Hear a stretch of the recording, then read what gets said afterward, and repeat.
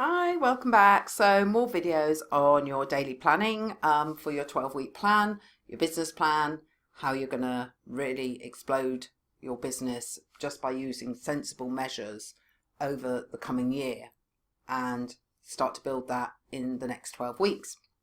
So just to quickly recap then, very quickly, on some of the stuff that we've covered already. And it was all to do with setting these goals.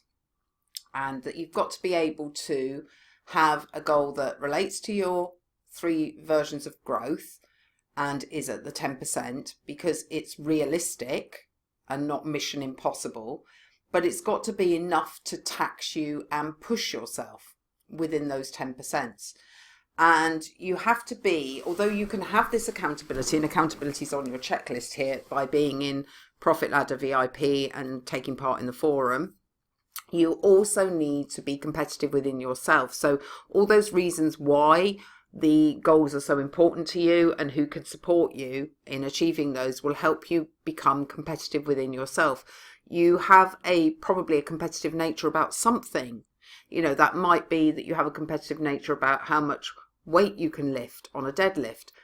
Just transfer that competitiveness to how you grow your business and applying yourself to a plan.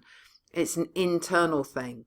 You're in competition with yourself to prove that this will work and that it's more realistic perhaps than some of the big 10x your business growth, or think about unicorns and somehow all this money will magically come to you. So you want to push yourself, you want to stretch yourself a bit.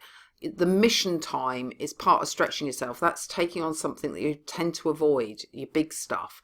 So that helps to push you a bit by planning in mission time.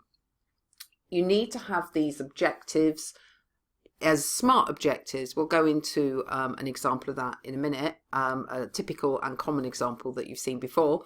And then next time we'll go through a business example. So it really kind of embeds and firms in your mind. But, smart objectives mean that you can review where you've got to. So you can have smart objectives for the week, smart objectives for the month, smart objectives for the 2 months, smart objectives for the 3 months. You start with those ones that are actually at 3 months and you break them down.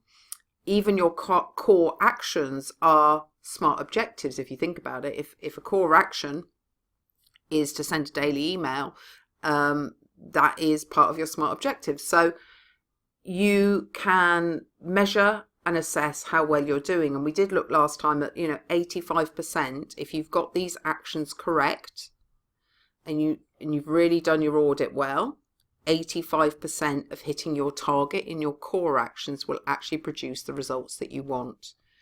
So your smart objectives are realistic and therefore can be ticked off the list. You're in competition with yourself, so you want to prove to yourself you can do this.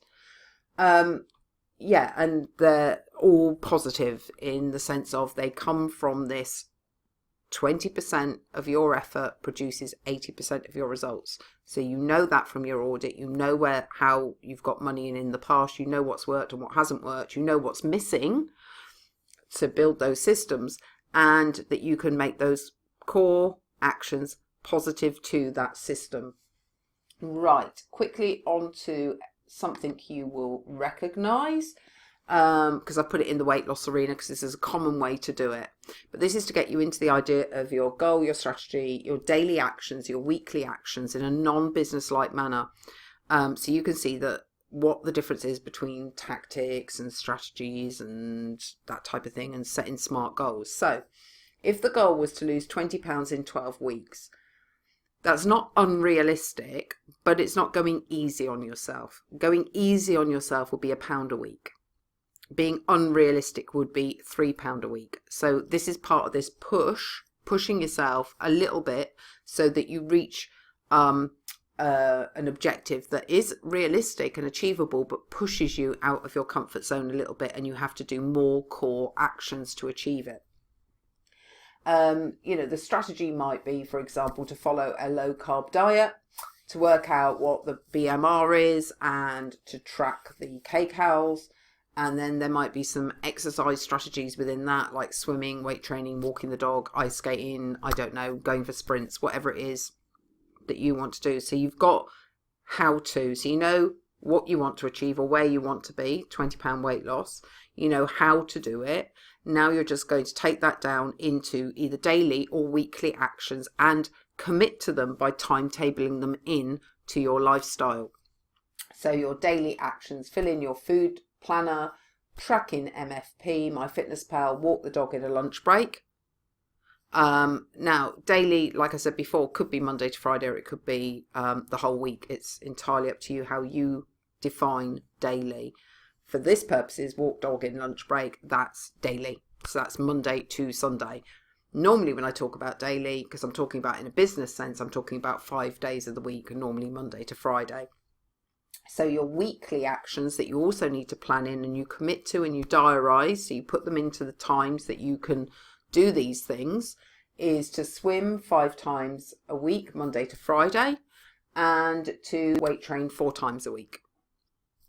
That would be a non-business example of how to get your goals down to daily actions over a 12-week period, and you would then monitor by weighing yourself, not daily, admittedly.